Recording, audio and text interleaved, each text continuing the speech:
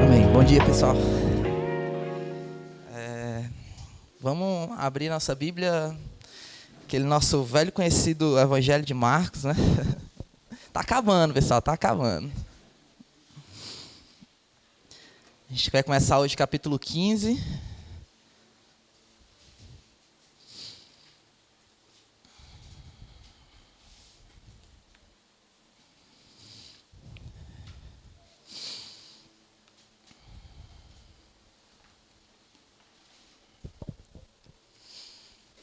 Deixa a sua Bíblia aberta aí, eu queria orar com você. Eu queria que você orasse comigo nessa manhã, não deixe só eu orando sozinho. Eu queria fazer uma oração antes da gente iniciar, amém? Feche seus olhos. Deus, nós te glorificamos, Senhor, somos gratos a Ti. Somos gratos, Senhor, pela vida de cada pessoa que está aqui reunidas em Teu nome, Senhor. Somos gratos, Senhor, por cada livramento que o Senhor tem nos dado. Somos gratos, Senhor, pela oportunidade de estar aqui. Porque muitos nesse momento não podem estar se reunindo publicamente em Teu nome, por correr perigo de morte, por estar sendo perseguidos. Muitos, Senhor, não podem se reunir neste momento junto com a Tua igreja por estar no hospital, por estar enfermo, ou talvez, Senhor, de estar distante de Ti, não ter força suficiente, Senhor, para vir até aqui. Deus, nós somos gratos, Senhor. Nós queremos Te pedir, Senhor, nessa manhã, que o Senhor nos faça entender, nos traga esse entendimento, Senhor, da importância que é cultuar a Ti publicamente, Senhor. Declarar que o Senhor é o nosso Deus, declarar que nós somos o Teu povo, declarar, Senhor, que o Senhor é aquele que é, que era, que há de vir, Senhor. Que o Senhor é o Todo-Poderoso a quem nós servimos, que o Senhor é o nosso Pai, que o Senhor é quem planejou e quem projetou, Senhor, toda a nossa salvação. Deus, nós queremos Te glorificar, Senhor, queremos nos render, Senhor.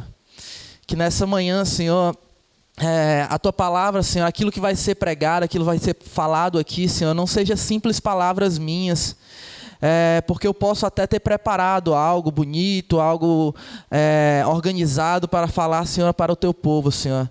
Mas se o Senhor não estiver entre nós, não adianta de nada, Senhor. Se essas palavras não forem vindas de Ti, Senhor, não adianta de nada, Senhor.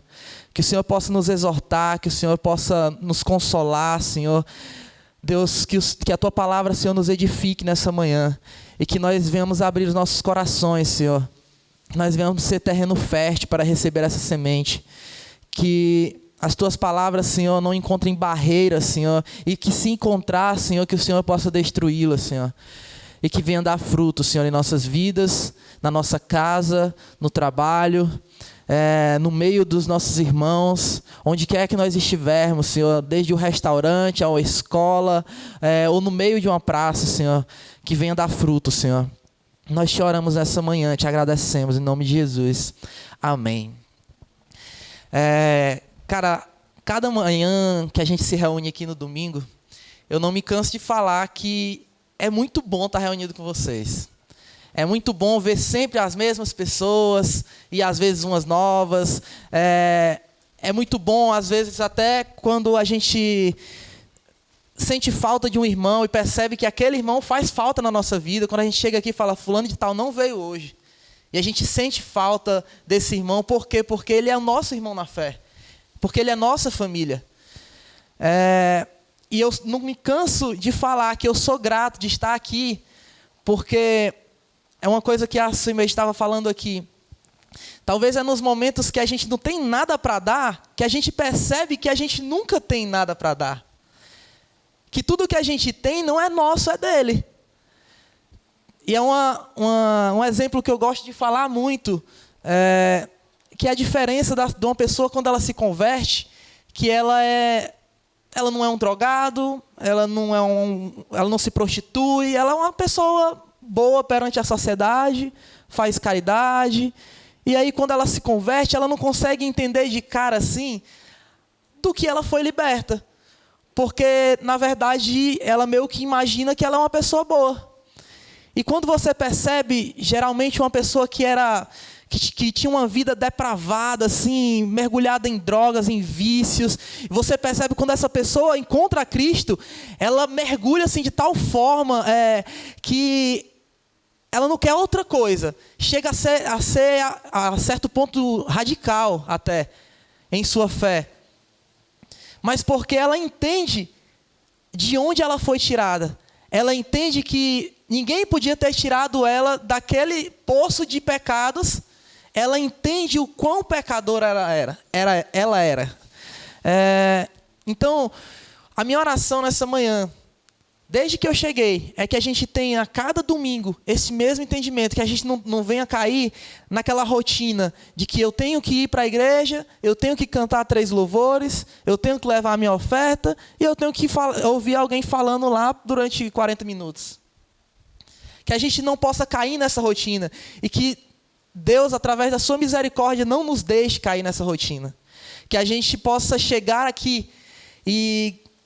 Eu gosto muito de usar, eu não estou generalizando, eu não estou falando que quem não faz isso é errado, certo, gente? Mas, pelo menos no período que eu estava cuidando da lista e de inscrição dos cultos, tinha gente que no domingo saía daqui e falava assim, ó, coloca meu nome no próximo domingo. Cara, eu achava muito lindo isso. Porque a pessoa estava saindo aqui, tinha uma semana toda pela frente, ela falava assim, ó, estou almejando pelo próximo domingo, estou almejando por estar aqui de novo, estou almejando por estar cultuando a Cristo de novo. E isso chegava assim a me tocar e a falar comigo de certa forma. Porque se tem uma coisa que eu gosto de analisar em todas as situações de alegria e de tristeza de outras pessoas, eu estar junto e escutar aquilo e trazer aquilo para a minha vida. Falar assim, cara, será que eu estou tendo todo esse gás aí para estar aqui? Será que eu estou ansiando todos os domingos estar aqui? O dia do Senhor, o dia que eu me reúno com os meus irmãos para cultuar a Cristo publicamente? O único dia que eu paro assim tudo, que eu tenho que parar minha correria, que eu tenho que desacelerar. E cara, o dia do descanso, eu acho que foi o Paulo Borges que uma vez eu ouvi falar. O dia do descanso do Senhor não é o dia que a gente senta, bota os pés para cima e vai descansar o nosso físico. Não. O dia do descanso é quando Deus fez tudo em 6 dias. E no 7º dia Ele reinou, velho. No 7º dia Ele reinou. E se nós estamos aqui, nesse dia de descanso, é porque nós entendemos que Ele é o nosso Rei, que Ele reina, que nós estamos aqui para cultuá-lo, para adorá-lo. E talvez você possa até falar assim, mas nós temos que cultuar Ele todos os dias, certo? Beleza.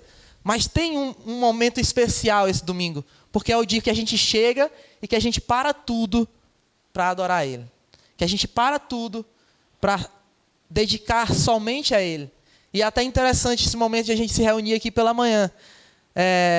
Porque é o nosso primeiro momento de... Eu acredito que ninguém saiu aqui de manhã para ir, sei lá, para merendar fora, falar, sei lá, fazer qualquer coisa antes de estar aqui. Pelo menos eu não, né?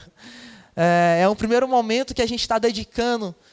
E é difícil acordar cedo, depois de uma semana de correria, dormindo tarde, virando noite. Mas nós estamos aqui. Nós estamos aqui porque nós entendemos isso. Talvez você veio aqui nem nesse entendimento. Mas é como uma ilustração que uma vez eu escutei. Que a gente é como um povo que está andando numa estrada em direção a algo que a gente não sabe o que é, mas é um abismo. E aí de repente a gente para, olha e vê uma placa assim, entre. E aí a gente entra... sem saber muito bem o que é que a gente vai fazer ali, o que é que a gente vai encontrar ali. E depois que a gente entra, a gente olha e tem uma outra placa. Você só entrou porque eu te chamei. Então, talvez você não esteja aqui forçado pela religiosidade que ele traz aqui. Você está aqui porque tinha que vir, porque talvez o irmão ia te ligar no outro dia, ia ser chato isso, antes, né, que dá maior valor perturbar nosso pastor aí. Talvez ele te ligar, e aí, mano, como é que tu tá de verdade? Enfim, ia chamar pro surf, hein, Thiagão?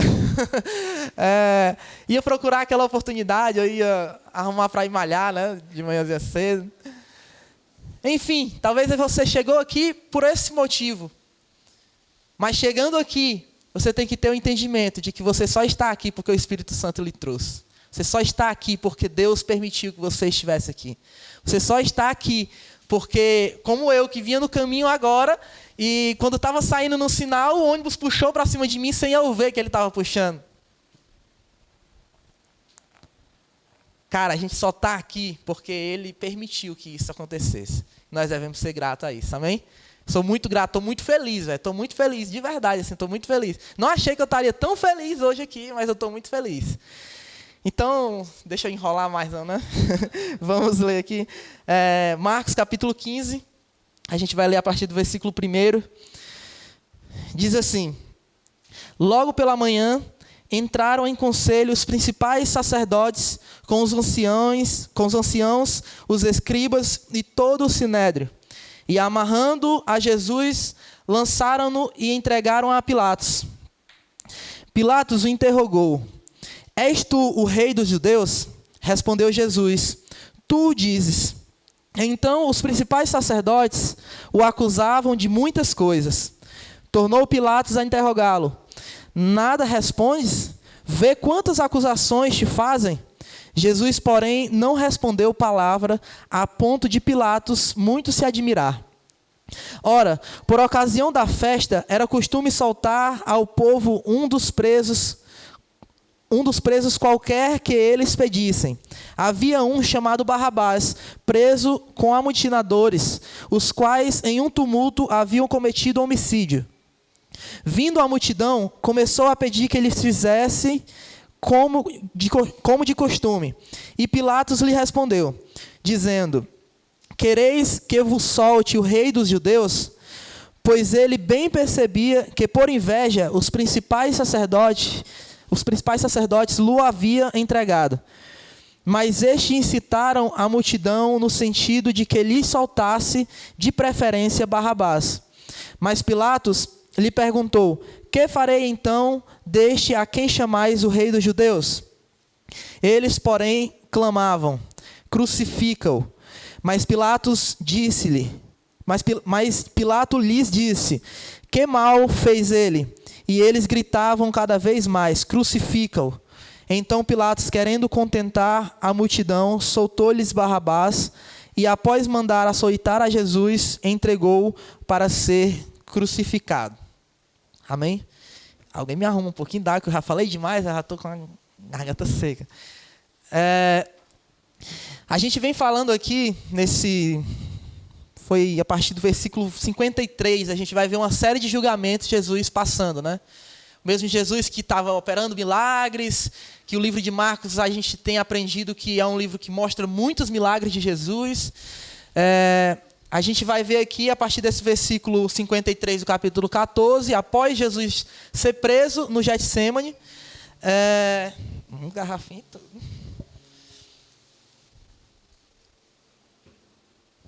Após Jesus ser preso no Getsêmani, Jesus é levado para começar uma série de julgamentos. A gente vai ver aqui uma divisão que Jesus, talvez no livro de Marcos você não encontre todos esses episódios, mas quando você compara aí com os outros evangelhos, você vai ver que Jesus teve 3 etapas em cada tribunal, vamos dizer assim. Primeiro, no tribunal religioso, Jesus foi levado para casa até Anás, que era o antigo sumo sacerdote, era o sogro do sumo sacerdote, Caifás. Depois para Caifás e logo após isso para o Sinédrio, que era um conselho assim que a gente teria assim como se fosse a nossa Câmara dos Deputados, formado por cerca de 70 anciãos, que seriam pessoas experientes, que teriam no mínimo 40 anos para estar ali.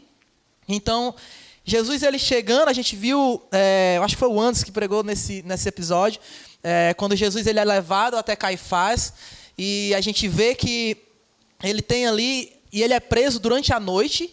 A gente precisa deixar claro isso, ele é preso ali durante a noite, é levado a Anás, Caifás, e antes de amanhecer, né, ele já tem ali o seu julgamento, seu decreto já, né, sobre a mesa ali, todo mundo já sabia o que seria feito com Jesus. Então a gente vai ver Jesus passando pelas mãos de homens a partir desse capítulo 14. E aí eu queria que você até deixasse sua Bíblia aberta para a gente dar uma passeada. Eu queria destacar algumas falhas que que o julgamento de Jesus teve diante desse tribunal religioso, certo? E a gente vai deixar evidenciado aqui o quão aquelas pessoas já tinham um decreto, já tinham uma posição em relação a Jesus, e eles só tomaram os caminhos que eram possíveis e até os caminhos que eram impossíveis para condenar Jesus. A primeira falha que esse julgamento teve foi de Jesus ter sido preso e julgado durante a noite. Segundo a tradição judaica, segundo o direito hebreu, não poderia acontecer isso. Alguém não poderia ser preso e julgado durante a noite. Se você abrir comigo aí no livro de Números, lá para o comecinho da Bíblia, lá no Pentateuco, Números capítulo 24.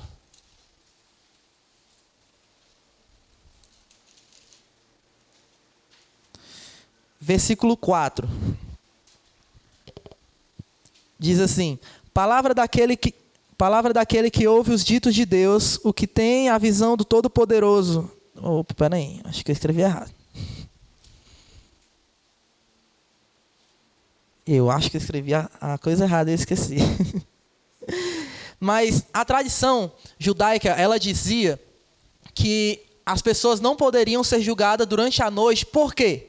O que é que a gente... Vamos trazer assim para o nosso cotidiano, né? Aqui. O que é que acontece na maioria das vezes que leis são feitas, que leis são julgadas na nossa Câmara dos Deputados na calada da noite? Na maioria das vezes, são coisas que se eles julgassem durante o dia, seria muito escandalosa, são coisas que eles querem passar sem ninguém ver. Então, por se precaver a isso, a gente tinha as leis judaicas que eram baseadas no Pentateuco, na Torá, e fora a Torá havia um documento que também regia, que era como se fosse uma interpretação da Torá, porque se a gente for observar as leis na Torá, não eram leis muito específicas, eram leis mais genéricas. Então eles tinham todo um rito baseado nessas leis. E baseado nessa tradição, que eles estavam costumeiramente quebrando esses ritos de julgamento para o seu próprio deleite, assim, para que eles chegassem àquilo que eles queriam que acontecesse, eles não poderiam julgar Jesus durante a noite, para que não acontecesse nenhuma injustiça. Para que, à luz do dia, onde todo mundo estivesse vendo, onde todo mundo estivesse testemunhando, aquele que estava sendo julgado tivesse um julgamento justo, tivesse um julgamento minimamente justo. Então, essa era a primeira das coisas que foi quebrada, ao ser Jesus preso e levado a julgamento durante a madrugada. A segunda coisa é que todo esse julgamento não foi precedido por investigação. Simplesmente eles chegaram lá, na base da traição de Judas, e arrumaram ali uma emboscada. Era um lugar que era perfeito para aquilo, né? O Getsemane ali, que era um lugar muito visitado. Foram à madrugada, arrumaram uma ocasião que Jesus estaria ali longe da multidão. E pegaram a Jesus, levaram a Jesus, amarraram Jesus, prenderam ele, levaram Jesus. Mas tudo isso não foi precedido de investigação. Não teve uma acusação, e depois dessa acusação, Jesus não foi investigado para saber se essa acusação tinha base jurídica, se essa acusação era baseada em fatos reais mesmo, ou se era simplesmente calúnia. Então, tudo isso era guardado pela lei judaica para que isso não acontecesse, para que um julgamento injusto acontecesse. Então, a terceira coisa é que era de praxe que houvesse ali 2 ou 3 testemunhas independentes. E o que é que a gente vai ver ali a partir do versículo 53?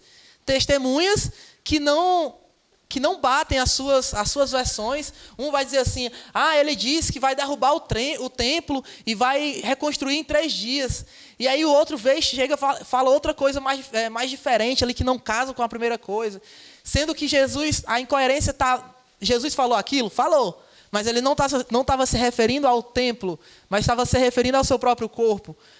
Então, a contradição estava ali no meio daquelas testemunhas que foram arranjadas por aqueles mestres, que foram arranjadas pelos líderes judeus.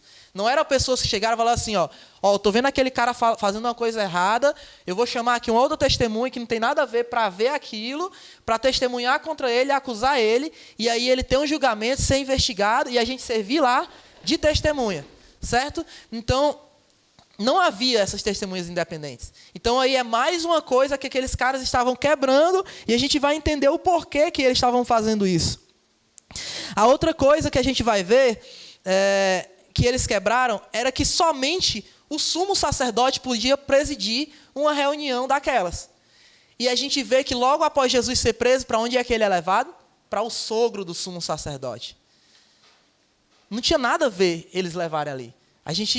O Anderson até falou aqui que esse sogro, a gente pode entender que ele exercia muita autoridade, ele interferia muito sobre o sumo sacerdote, por ser seu sogro, por ser mais veterano, possa ser assim, mas ele exercia uma influência muito grande sobre aqueles líderes. Então Jesus é levado para a presença dele, para ser julgado por ele, que não era o sumo sacerdote. Então a gente vai ver aí mais uma regra do rito processual, né? Estou falando agora parecendo Joaquim Barbosa, né? Para mais um rito aí que está sendo quebrado, para mais uma regra básica que está sendo quebrada. A outra coisa que a gente pode ver, que a gente pode observar no versículo 63, se você me acompanhar aí, do capítulo 14, diz assim: então o sumo sacerdote rasgou suas vestes e disse: que mais necessidade temos de testemunhas? O cara está aí jogando aí, as nossas testemunhas não deram certo, essa etapa aí não deu certo. Parece que eu trabalho no posto de combustível, tem uma fiscalização que acontece, que é do Inmetro, que os caras eles vão assim, começa a aferir uma coisa, ver como é que estão as bombas e tal, e aí quando eles veem que está tudo ok, eles começam a pisar em cima da mangueira, começam a quebrar lacre, começam a fazer um monte de coisa para ter uma oportunidade de pegar aquela coisa que todo mundo sabe, né, que acontece. Então eles vão forçando ali a barra. Quando uma coisa não dá certo, eles tentam outra. Era o que estava acontecendo aqui. Eles tentavam, a gente vê, no decorrer da caminhada de Jesus, eles tentam, em todos os momentos, arrumar uma oportunidade para prender Jesus, arrumar uma falhazinha de Jesus ali para poder pegar ele em flagrante, levar e mandar matar e se livrar de Jesus. E aqui eles não conseguem, o que é que eles fazem? Procuram uma traição ali através de Judas. Conseguem prender Jesus. Levam ele. Quebram todas essas coisas que não estavam dando certo. Testemunho, investigação, prisão durante a madrugada. Nada deu certo para eles até aquele momento. Então, quando ele questiona Jesus, se Jesus é o Filho de Deus, e Jesus afirma, o que é que ele faz? Rasga as vestes e fala assim: não há necessidade de testemunhas mais. Para que testemunhas agora? Isso é uma blasfêmia. E aí, então, a gente vai ver mais uma coisa que era de praxe naquele julgamento ter acontecido, sendo quebrado. Era de que, no meio de todos aqueles sacerdotes, de todos aqueles líderes, na hora de uma votação importante, o rito certo era que os mais novos, os que exerciam menos influência, votassem primeiro. Por que isso? Porque se os caras que eram os bichão, aqueles caciques, né, da política, chegassem e votassem primeiro, os outros iam acompanhar eles. E aí ia ter meio que uma influência dos mais velhos em cima dos mais novos. Então, o que era que acontecia? Os mais novos votavam sem influência nenhuma e só depois os mais antigos poderiam votar. E a gente vê aqui isso sendo quebrado. Por quê? Porque Caifás faz o quê? Declara o seu voto, diz o que é para acontecer. E aí o que é que a gente vai ver em seguida disso? Todos os outros, em unanimidade, condenam Jesus. E, massa, beleza, todos os outros concordaram com Caifás. Mesmo que a gente fale assim, mas foi de certa forma influenciado, mas todo mundo concordou, certo? Foi justo. Todo mundo concordou que foi uma blasfêmia e tal. Jesus estava errado. Mais algo quebrado, irmão. Era vedado que em um julgamento onde todo mundo votasse pela mesma coisa, onde não houvesse uma pessoa que discordasse, aquele julgamento deveria ser anulado. Em todos os julgamentos que ocorressem essa situação exatamente que aconteceu com Jesus, de haver unanimidade nos votos, esse julgamento deveria ser cancelado. Porque por trás daquilo tudo poderia estar acontecendo alguma trama. Então, isso resguardava esse tipo de coisa.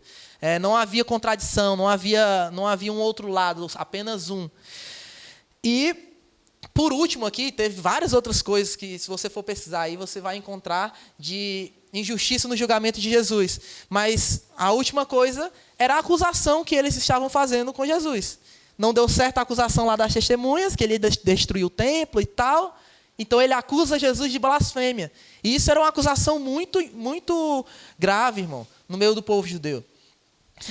Para vocês terem uma noção, as únicas pessoas que poderiam falar o nome de Deus, e muito dificilmente, era o sumo sacerdote, algumas vezes por ano só, em algumas situações específicas. E aí a gente vai ver um cara que vive andando para um lado e para o outro, operando milagres, arrastando multidões, falando que é o Filho de Deus. Falando que Deus é o Pai dele, que ele veio para salvar os pecadores, confrontando aqueles líderes religiosos, aqueles caras que até então eram os manda-chuvas. Então, ele acusa Jesus de blasfêmia, mas, porém, Jesus não estava blasfemando. Essa acusação não tinha fundamento. Por quê? Porque, por mais que Jesus estivesse falando o nome de Deus a todo momento, Jesus estava se referindo a ele como? Como nosso Deus, como Pai, como o nosso provedor, como Deus bom. Em nenhum momento Jesus estava se referindo ao nome de Deus sem a devida reverência. Em todos os momentos, por outro lado, Jesus estava sendo mais referente ao nome de Deus do que até mesmo eles que lidavam com toda aquela liturgia, lidavam com toda aquela religiosidade ali, né, perante o povo, aquela farsa ali diante do povo, né? Então a gente vai ver, chegando nesse capítulo 15, a gente chega com Jesus já julgado. A gente vai observar aqui, no versículo 1, e se a gente lesse só a partir daqui, a gente vai entender que uma das regras seria cumprida, né? No versículo 1 ele vai falar assim: logo pela manhã, entraram em conselho os principais sacerdotes, com os anciãos, os escribas e todo o sinédrio. E aí declararam ali o que era que eles iam fazer com Jesus, que era entregar Jesus a Pilatos, que era o comandante ali, que era o governador responsável de Roma ali por aquela região da Judéia. E aí a gente podia olhar que esse versículo fala assim, mas a regra dizia que eles só poderiam se reunir a partir do início da manhã, à luz do dia. Mas quando chega até esse momento aqui, você vai observar que nos versículos antes, o julgamento já tinha uma decisão. Eles chegaram ali só para falar assim, não, vamos fazer aqui, todo mundo já sabe o que é que vota, só para o povo ver que a gente está fazendo a coisa da maneira certa, para ninguém perceber que tudo foi feito na surdina. Então, eles chegam aqui e logo pela manhã decretam entregar Jesus a Pilatos.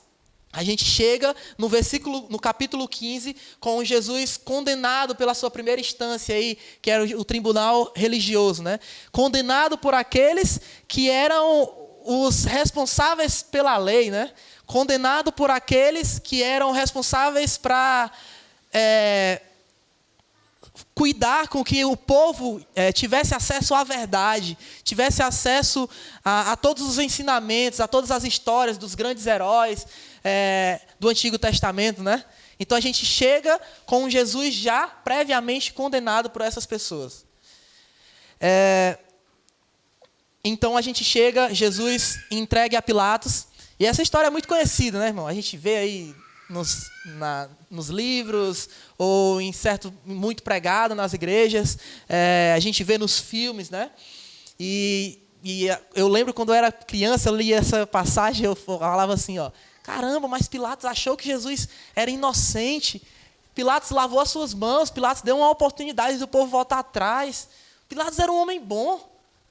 A gente não vai ver relatado aqui no Evangelho de Marcos, mas outra vez, se a gente comparar com os outros, essa história, a gente vai ver que teve também 3 fases no julgamento nesse tribunal romano. Primeiro, Jesus é levado a Pilatos. Pilatos não quis ali se comprometer, né? Então envia a Herodes. E Herodes também não queria se comprometer. Por quê? Ficou todo mundo jogando um para o outro, não queria decretar ali a morte de Jesus. Porque Jesus, por mais que estivesse sendo entregue pelos líderes judeus, era um cara muito famoso, velho. Era um cara que arrastava multidões, era conhecido em todos os lugares. Para onde Jesus ia, a sua fama ia atrás. Jesus tinha dificuldade de ficar só com os seus discípulos. Se a gente voltar um pouquinho aqui no Evangelho de Marcos mesmo, a gente vê situações em que as pessoas tentam pegar Jesus e fazer dele rei dos judeus. Tentam ali provocar uma rebelião ali com Roma, tentam ali que era o que o povo judeu esperava de um Messias. Era um Messias terreno, era um Messias que fosse de encontro a Roma, que fosse de encontro a toda aquela injustiça, a toda aquela escravidão, de certa forma, que batesse de frente e falasse assim, ó, vocês não devem pagar os impostos, esses impostos aí são injustos, vocês não devem fazer isso. As pessoas esperavam isso. Em vários momentos, eles tentaram fazer com que Jesus fosse esse cara. E em todos esses momentos, Jesus fazia o quê? Se recolhia para orar. Em todos esses momentos, Jesus se afastava para orar, porque não era aquele o propósito. Não que, de certa forma, Jesus não estivesse diretamente influenciando nisso, mas não era aquele o propósito de Jesus aqui na terra, certo? Então, ele é colocado ali diante de Pilatos para ser julgado e já condenado pelo seu povo, sendo um inocente, velho. Pilatos vê aquilo, Herodes vê aquilo. Então Herodes manda de volta para Pilatos, e aí a gente vai ver aqui Pilatos questionando Jesus. Se a gente for olhar aqui a partir do versículo 2, Pilatos vai falar assim: és tu o rei dos judeus? Primeira pergunta que ele fala, né? És tu o rei dos judeus? Por que ele faz essa pergunta? Cara, os líderes judeus sabiam que se eles chegassem para Pilatos, para os governantes romanos, e falassem assim, ó, ele blasfemou contra Deus, ele blasfemou contra a nossa religião, ele quebrou algumas regras da nossa religião. O que é que eles iam fazer? Se vira aí, velho. Quer saber disso não. Tem muito problema aqui, muito problema no meio de um império gigante. Eles iam querer lidar com questões religiosas daquele povo que estava sendo, estava debaixo da sua autoridade. Não, então o que aqueles caras fizeram? Chegaram para Pilatos e falaram assim, ó, ele diz ser o rei dos judeus. Falando isso, eles estavam incomodando o Império Romano, falando assim, ó, se tem alguém aqui que está querendo ser o rei dos judeus, quer dizer que ele tem aí uma galera que está junto com ele, a qualquer momento pode explodir uma rebelião aqui, e isso pode pesar para nós. E aí a gente tem que entender a situação de Pilatos naquele momento, que era um governante fraco. Ele era responsável pela tropa, ali, pelo exército ali que ocupava aquele lugar. Ele foi o cara que foi colocado por Tibério para comandar aquela região. Ele era responsável para assegurar com que os impostos daquele povo chegassem até Roma.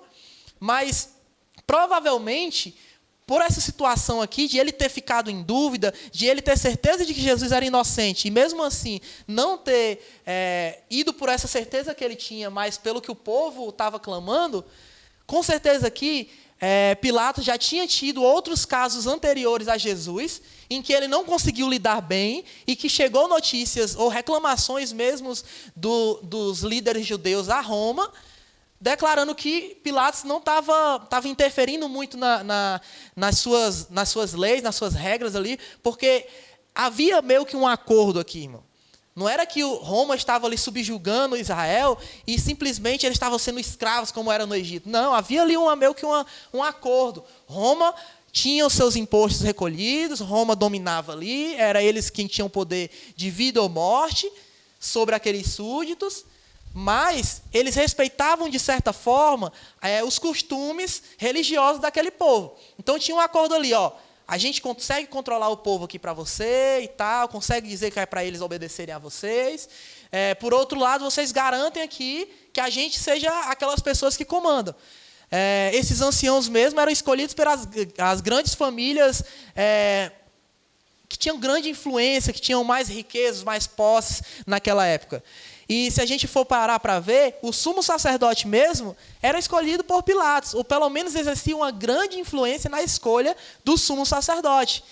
Então, havia ali meio... Por que Pilatos logo de manhã estaria ali disposto logo a receber Jesus, né?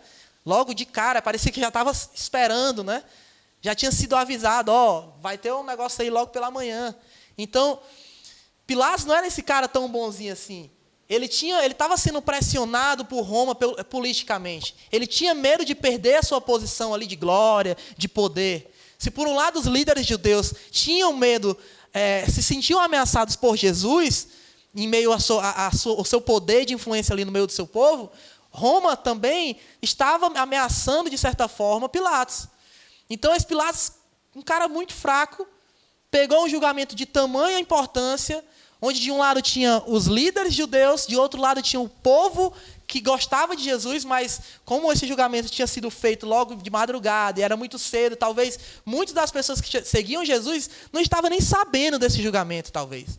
A gente talvez teriam ali as pessoas que eram influenciadas pelos líderes judeus. Então, a gente vai ver um governador fraco, e quando se depara com essa pergunta, Jesus faz o quê? O versículo seguinte, a continuação do versículo vai falar assim: respondeu Jesus, tu dizes. Jesus aqui ele não estava falando assim, ó, é tu que está dizendo. Não, fugindo da resposta, não.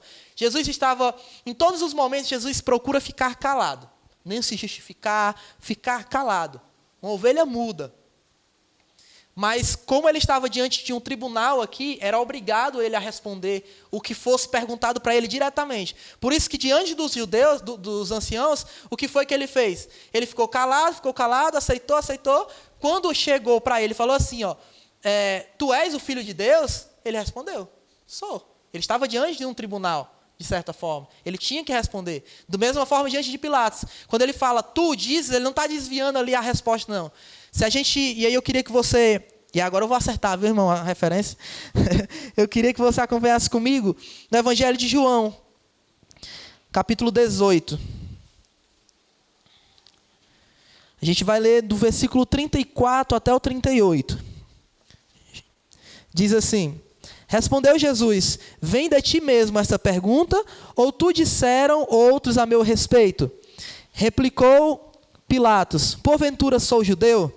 A tua própria gente e os principais sacerdotes é que te entregaram a mim. Que fizeste? Respondeu Jesus, o meu reino não é deste mundo. Se o meu reino fosse deste mundo, os meus ministros se empenhariam por mim, para que não fosse eu entregue aos judeus, mas agora o meu reino não é daqui. E aí você vai entender o quê? Mesmo Jesus falando, sim, eu sou o rei, mas o meu reino não é daqui. Jesus explicou a situação toda. Então Pilatos conseguiu entender. De certa forma, Jesus pregou as boas novas para Pilatos. Mostrou a verdade de quem era Jesus. Para que ele veio a essa terra, para o que ele estava pregando, que reino ele estava trazendo. Pilatos, vendo que aquilo era verdade, vendo que ele era inocente, ele continua a interrogar. Nada respondes, vê quantas acusações te fazem. Jesus, porém, não respondeu palavra, a ponto de Pilatos muito se admirar. A gente tem aqui algo muito parecido com João Batista e Herodes, né? Quando ele gostava de descer ali na prisão, escutar João Batista, mas ao mesmo tempo não teve coragem de ir lá e falar assim, ninguém vai matar João Batista aqui, ele é o profeta, eu acredito no que ele está falando. Não, ele simplesmente aceitou no que foi imposto a ele, politicamente, de certa forma. Se ele falasse assim, ó, Jesus é inocente, eu vou libertar ele aqui. Era essa a convicção de Pilatos. O que é que aconteceria? Ele ia ter problemas com Roma, porque iria receber reclamação de novo dos líderes judeus. Ele queria isso? Não. Qual foi a oportunidade, a saída que ele conseguiu ter? Jogar a resposta para o povo. Cara, a gente tem conhecimento de que na maioria das vezes que a gente joga a resposta para o povão, não vem coisa boa. Aquele velho ditado que a gente fala assim, a voz do povo é a voz de Deus. A voz de Deus é a voz de Deus, velho. Então, Pilatos está pegando aqui e mostrando mais uma vez que é um governante fraco. Ao invés de seguir as suas convicções, na hora que era para ele mostrar que é eu que comando aqui, é eu que tenho a força aqui, ele joga para o povo. Vocês têm aqui um costume de libertar um prisioneiro. Quem é que vocês querem que eu liberte? Barrabás ou Jesus? E o que é que o povo faz? Barrabás. A gente chega e... Pacífico me perturba muito, né? Na hora de colocar aí na internet. Por um tema de mensagem. Eu tenho dificuldade imensa de criar um tema para uma mensagem. Mas se eu tivesse que colocar um tema nessa mensagem, seria decisões. Só isso. Sabe por quê? Porque no meio desses julgamentos, quando a gente tem muitos julgamentos, a gente tem que ter o quê? Decisões, vereditos. E a gente vai ver aqui 3 grupos que tiveram a oportunidade de julgar Jesus. O primeiro foram os líderes judeus, os anciãos, aqueles experientes que teriam que ter a sabedoria de não cometer o erro que cometeram. E aí, diante desse julgamento, qual foi a decisão do tribunal religioso dos judeus? Eles deixaram claro a sua inveja de Jesus. Cara, o ápice foi a entrada de Jesus em Jerusalém. Aquela entrada triunfal de Jesus. As pessoas aclamando Jesus o Rei. Adorando a Jesus. Aqueles caras ficaram assim, se mordendo, falando assim, isso não pode. Até então era nós que mandava, que a gente mandava, eles faziam. Podia ser a gente... Era meio que assim uma igreja católica antes da reforma. Ninguém tinha acesso direito à lei, eles falavam, a gente obedecia e pronto, acabou-se. E agora tinha um cara que estava falando que eles eram os errados da coisa, que eles eram hipócritas, apontando o dedo, tirando um retorno financeiro, de certa forma, que eles tinham com a venda das coisas lá no templo, que Jesus chega e acaba com aquilo. Esses caras tinham inveja da fama de Jesus. Nunca eles tinham tido tamanha aceitação no meio do povo, porque o povo também não era besta, não era à toa que de vez em quando havia rebeliões. Por quê? Porque o povo também entendia que eles estavam sendo injustos em muitos de seus julgamentos, não estavam cumprindo a lei da maneira correta. Falavam para o povo, jogavam um fardo em cima do povo e eles mesmos não carregavam esse fardo. E então Jesus ele gozava daquela fama, daquela adoração do povo. Então eles demonstram através aqui dessa acusação e dessa condenação de Jesus a sua inveja. Eles demonstram aqui a sua fome pelo poder. Eles demonstram aqui que a sua sede não era pela justiça. Eles foram colocados ali para ter sede de justiça, mano. E a fome e a sede deles ali não era por isso. Era pelo poder, era pelo dinheiro, era pela influência que eles tinham com os romanos. Cara, se a gente trouxer isso para os dias de hoje, diversas igrejas que a gente encontra diversos líderes religiosos, em um momento que a gente deveria estar sendo voz profética, o que é que a gente está sendo? Capacho de governo, velho. Em um momento que a gente deveria estar olhando para o cenário político do nosso país e falando assim, eu vou olhar para a política através da Bíblia, através da vida de Jesus, através das lentes do cristianismo. E a gente vê de um lado, amantes de um partido, amantes de outro partido, olhando para a política através de sua ideologia e não através da sua teologia. Eu não estou falando que você não tem que ter um posicionamento político, não é isso. Não estou falando sobre isso. Eu estou falando aqui sobre o nosso posicionamento teológico, sobre o nosso posicionamento como cristãos. Se a gente for parar para pensar e analisar, em toda a história a gente vai ver situações em que a igreja se alia ao governo, que a igreja se alia ao Estado e nunca acaba bem. Se a gente for ver aqui, eles estavam aliados a Roma. E o que é que acontecia? Eram influenciados pelo poder de Roma. Cara, acabe com essa ilusão. Olhe para a história e você vai ver que vai se repetir, se repetir e se repetir outra vez. Que em todos os momentos que o Estado se alia com a igreja, não é a igreja que sai ganhando, é sempre o Estado. É sempre o governante que está ali. A gente sempre vai virar uma massa de manobra quando a gente se alia ao Estado. A gente viu isso aqui com os líderes religiosos dessa época. A gente vê isso com a Igreja Católica, quando elas tinham esse poder, esse poder político, o que era que acontecia. E a gente vê isso nos dias de hoje também, velho. Então, a gente tem que entender que as nossas decisões não podem estar baseadas no poder, não podem estar baseadas na política, não podem estar baseadas na fama, no dinheiro, não, nunca. A gente tem que entender que nós não devemos seguir o exemplo desses anciãos judeus. Não devemos seguir, velho.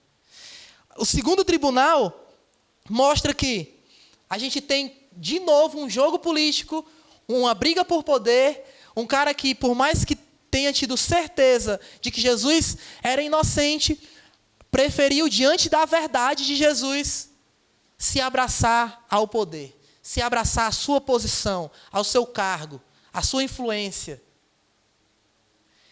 E no terceiro tribunal, que a gente pode até passar desapercebido nessa passagem aqui, é o tribunal dos homens, do povo. Quando Pilatos joga para o povo, o que é que o povo faz? Mata um inocente e liberta um homicida. Quantas vezes nós não temos feito isso, velho? Quantas vezes nós não temos feito isso na nossa vida? Eu gosto muito de uma música da Oficina G3, que fala assim, em uma parte dela fala assim, vidros fechados, gestos mudos de outro lado, em referência quando você passa num sinal dentro de um carro e que tem um cara assim, dá uma ajuda e tal, e aí a gente, por medo, por alguma outra situação, até por não ter, enfim, por diversas situações que a gente vive hoje no nosso cotidiano, a gente só com o vidro fechado vê os gestos mudos do outro lado e não entra naquela vida. E não se compaixão. Eu sou novo, cara, só que eu gosto de coisas velhas. Então, a gente vai ver aqui, e se a gente trouxer para os nossos dias, a gente vai ver as situações. Eu não estou falando aqui que a gente foi colocado como júri em um tribunal civil e condenou alguém inocente. Não. A gente condena alguém inocente todos os dias. Basta parar para a gente analisar as nossas vidas O Anderson pega no meu pé, né, quando eu falo todas as áreas, é costume, todas as áreas da minha vida. Não, só tem uma área da minha vida, né? Que é a missão, né? Que é o propósito de Deus na minha vida. Todas as áreas têm que correr para isso. Mas se a gente analisar a nossa vida como um todo, a gente vai ver que em diversas situações a gente mata alguém. A gente aprendeu, quem estava aqui na época que a gente estava com a série dos 10 Mandamentos, a gente aprende que assassinar o irmão não é simplesmente pegar uma arma e atirar na cabeça dele. Não. Assassinar o irmão é excluir ele das nossas vidas. É olhar para ele e não querer estar junto dele, junto das suas alegrias, junto das suas dores, não se compadecer dele. Simplesmente olhar para o irmão e porque ele te ofendeu, falar assim, ó, foi ele que me ofendeu, ele que tem que me pedir perdão, acabou, tchau. Assassinar o irmão é muito mais do que tirar a sua vida física. É excluí-lo da sua vida, é esquecer que ele existe. Então, em muitos momentos, a gente tem assassinado pessoas inocentes. E eles soltam Barrabás, e mais do que soltar Barrabás, eles não simplesmente pediram para... A gente vai ver aqui, não, eles estavam só preferindo para Barrabás. Barrabás era um homem... poderia ter ali os seus fãs, né? A gente vê que a Bíblia fala que ele foi preso em uma rebelião, provavelmente ele tinha ali os seus adeptos da rebelião que poderiam estar ali clamando por ele.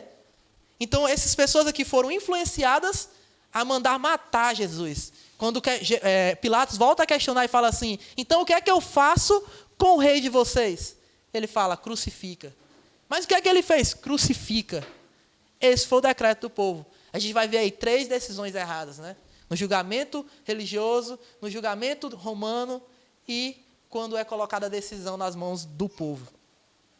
Mas sabe por que eu me alegro muito no dia de hoje? Porque nenhuma dessas decisões valeram. Foram decisões injustas, foram decisões tomadas por homens injustos, influenciadas por corruptos. E aí, se eu lesse só isso daqui, eu poderia ficar triste, porque no final dessa história, Jesus é morto.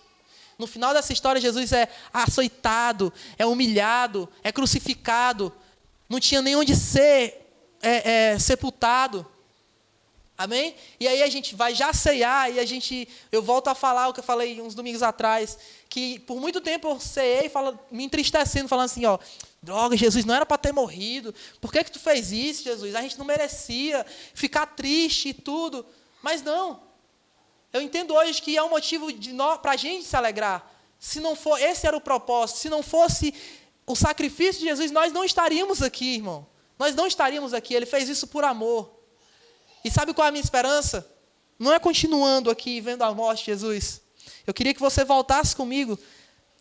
Versículo 32. Versículo 32 do capítulo 14, desculpa. E a gente vai ver o episódio de Jesus no Getsêmani. Diz assim, então foram a um lugar chamado Getsêmani. Ali chegados, disse Jesus a seus discípulos, assentai-vos aqui, enquanto eu vou orar. E levantando consigo a Pedro, Tiago e João, começou levantando consigo a Pedro, Tiago e João, começou a sentir-se tomado de pavor. Não é levando, pelo amor de Deus. A sentir-se tomado de pavor e de angústia. E disse-lhes: a minha alma está profundamente triste até a morte. Ficai aqui e vigiai. E adiantando-se um pouco, prostrou-se em terra e orava para que, se possível, lhe fosse poupada aquela hora. E dizia: Abba, Pai, tudo te é possível. Passa de mim este cálice. Contudo, não seja o que eu quero, e sim o que tu queres. Cara, as decisões que foram tomadas nesses julgamentos não valeram de nada. Por quê? Porque essa decisão, a decisão que valeu, foi tomada lá no Getsemane. Quando Jesus ele se ajoelha, ele se prostra, e ele ora, pedindo para que passe aquele cálice. Mas não só que passe aquele cálice, mas que fosse feita a vontade do Pai. A gente vê aqui alguém obediente até a morte. Ele viu o que ele iria passar, ele sentiu o que ele iria passar durante todos aqueles julgamentos, ao ver o seu próprio povo, aquele povo que durante milhares de anos recebeu, teve a dádiva de receber os ensinamentos, de ter os profetas, de ter a lei, ver esse mesmo povo lhe abandonando, lhe julgando culpado. Ver um povo que nem o conhecia lhe julgando culpado. Ver as pessoas o meio onde ele operou milagres por todo o seu ministério, crucificando ele. Mesmo sentindo isso, Jesus decidiu continuar, porque essa era a vontade de Deus. E a gente vai seguir aqui, nessa oração de Jesus.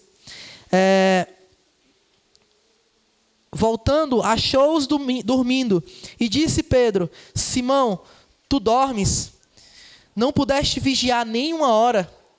Vigiai e orai, para que não entreis em tentação. O espírito, na verdade, está pronto, mas a carne é fraca. Retirando-se de novo, orou repetindo as mesmas palavras. Voltando, achou-os outra vez dormindo, porque os seus olhos estavam pesados, e não sabiam o que lhe responder. E veio pela terceira vez e disse-lhe: ainda dormis e repousais? Basta, chegou a hora.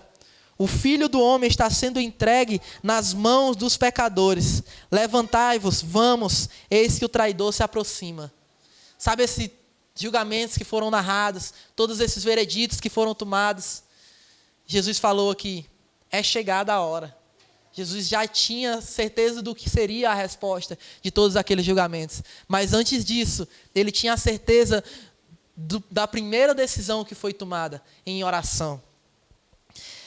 Perante os homens, Jesus não quis falar nada a não ser o que ele era obrigado a falar. Perante os homens, muitas vezes nós temos tentado nos justificar. Perante os homens, a gente tem tentado se encaixar, seja em uma ideologia, seja em um grupo, desde a escola, quando a gente se encaixa naquelas pessoas que são mais populares, ou o pessoal que é mais nerd, ou o pessoal que gosta, aqueles grupinhos que a gente vê em toda a nossa vida. A gente vai sempre procurar se encaixar na aceitação do ser humano, na aceitação da sociedade. A gente sempre vai procurar um lugar de aceitação, um lugar que a gente se sinta acolhido, velho. E, na verdade, o lugar que a gente tem que se sentir acolhido não é nesse lugar, é no lugar de oração. É quando lá no Getsemane Jesus se sentiu acolhido, quando ele se prostra e ora, e ele se sente acolhido na vontade do Pai. Quando ele pede para que, se possível, passe esse cálice, mas que ao mesmo tempo ele fala: seja feita a sua vontade, ele está falando: eu me sinto acolhido da sua vontade. Não importa o que as pessoas vão achar de mim em todos esses julgamentos. Não importa se vão me considerar culpado. Não importa se vão achar que o que eu estou fazendo é loucura. Não importa se nos dias de hoje a fama ou a aceitação da sociedade está naquelas pessoas que veem Jesus em tudo, que veem Jesus no dinheiro e tudo. E olha, Jesus está ali e acolá. Não importa se as pessoas, se o certo hoje na faculdade ou entre o setor ideológico ou intelectual, o certo é ser ateu. O bonito é não acreditar nessa baboseira de Bíblia, não importa. O que importa é o que eu decidi em intimidade com Deus. O que importa é a decisão que eu tenho em intimidade, quando eu fecho a porta do meu quarto e eu oro ao Pai. E aí, se a gente não faz isso todos os dias, irmão, se a gente não tem ciência de que isso é como se fosse um carregador nas nossas vidas, e se eu deixo de fazer isso um dia, no outro dia eu não vou mais sentir vontade de fazer isso, e no outro dia eu já não vou mais fazer isso, se eu não entendo isso, que é como um carregador, que nós todos temos aqui. E, na verdade, eu vou comparar aqui, vou lembrar do Thiagão agora, é como um carregador de um iPhone. O Thiagão às vezes fala, quando eu vou falar com ele, ele fala: ei, mano, quando tu falar comigo eu não te responder, porque eu desligo o celular que eu chego em casa, porque se não descarrega, no outro dia tá só misericórdia. Porque a bateria do iPhone, todo mundo sabe que é pior do que a do Xiaomi, né? Mas passando aqui a propaganda. Mas como a bateria do iPhone, que não pode durar um dia direito, assim é a nossa vida sem um devocional, irmão. Sem um fechar a porta do nosso quarto e buscar na Bíblia a vontade de Deus, e buscar em oração diminuir a nossa vontade. Porque é isso que a gente vê aqui com Jesus. Jesus chega e fala o quê? Se possível for, eu sei que é possível. Passa de mim esse cálice. Quando a gente ora, irmão, não é que a gente vai mudar a vontade de Deus, não. Ora, irmão, que as coisas vão mudar, não. Quando a gente ora, somos nós que mudamos. Quem nunca começou uma oração pedindo para Deus dar isso, dar aquilo, para Deus fazer com que você fizesse isso, fizesse aquilo, e terminou a oração chorando, falando assim: me perdoa, Pai. Porque não é eu que faço nada e o Senhor não é obrigado a fazer nada por mim. Mudou a chave.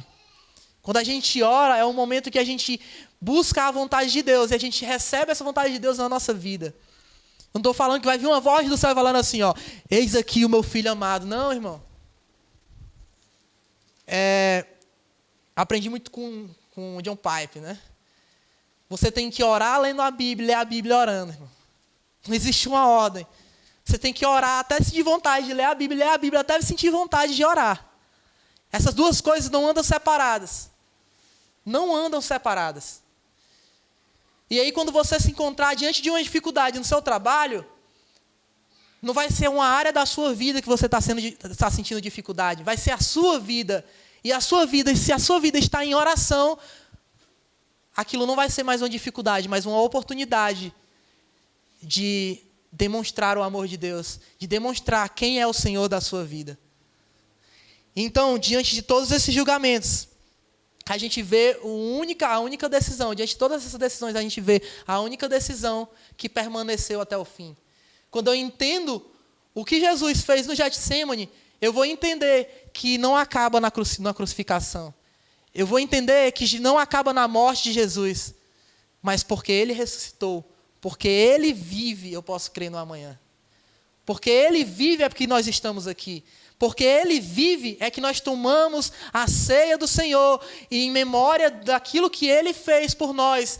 Porque Ele vive é por isso que nós tomamos isso e entendemos que nós podemos viver hoje. É somente porque Ele vive.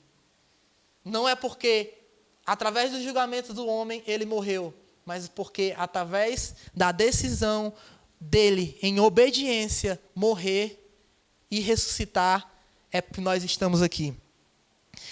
Eu queria trazer uma aplicação para as nossas vidas só, irmão. No meio de tudo isso que foi falado, de tudo isso que eu enrolei para vocês aqui, né? É que as nossas decisões não podem ser baseadas em poder. Se você não escutou nada do que eu falei até agora, se você cochilou, se você tirou sua atenção por algum momento em outra coisa, só escute isso. As decisões da nossa vida não podem ser baseadas em poder, em dinheiro, em influência, em nada do que é terreno. As nossas decisões vão sempre ter que estar baseadas. E eu lembro muito do Shed. Sempre, todas as decisões, desde a pequena decisão de qual faculdade fazer, de qual emprego eu procurar uma oportunidade, de qual cargo eu almejar, de todas as pequenas decisões até as maiores decisões das nossas vidas. Tudo tem que ser feito e decidido em oração. Nós somos cristãos, mano. Se a gente chega aqui e canta que a nossa vida é do Mestre, se a gente chega aqui e canta que nada é nosso, tudo é dele, a gente tem que fazer isso na nossa vida também. E entender que se a nossa vida é dele, as decisões também são dele. E não há um outro lugar que a gente vai encontrar a vontade de Deus se não for em oração. Amém? Queria convidar você a ficar de pé.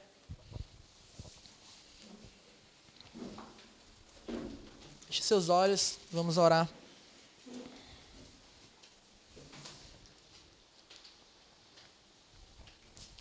Deus, eu te glorifico, Pai. Junto com os meus irmãos, eu te glorifico, Senhor.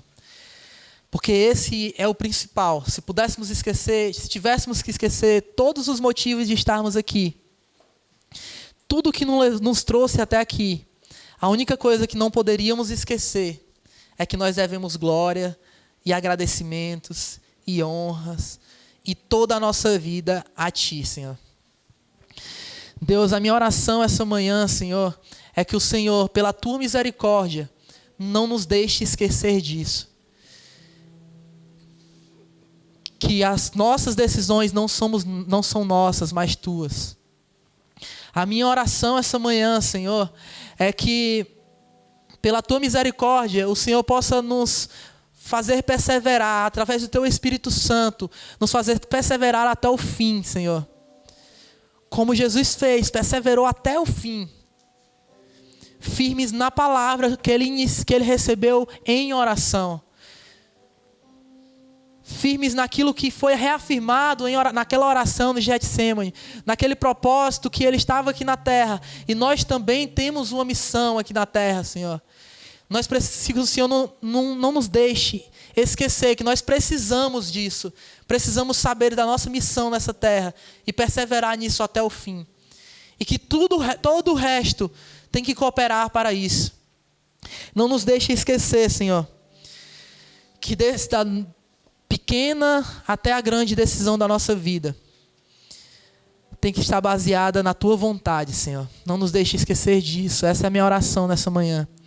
Que o Senhor não deixe que essa semente se perca pelo caminho, que a correria do dia a dia, da semana, nos faça esquecer disso, mas que todos os dias, quando nós acordarmos, a gente não deixe de esquecer que só isso já é um motivo de te agradecer.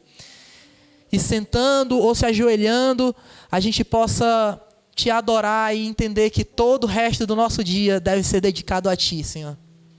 Não nos deixe esquecer dessas verdades, Senhor. Não nos deixe esquecer que o Senhor é o nosso bom Pai. E que só o Senhor é bom. E para fazer boas coisas, nós precisamos estar contigo. Em nome de Jesus, nós choramos, Senhor, nesta manhã. Amém. Você pode sentar.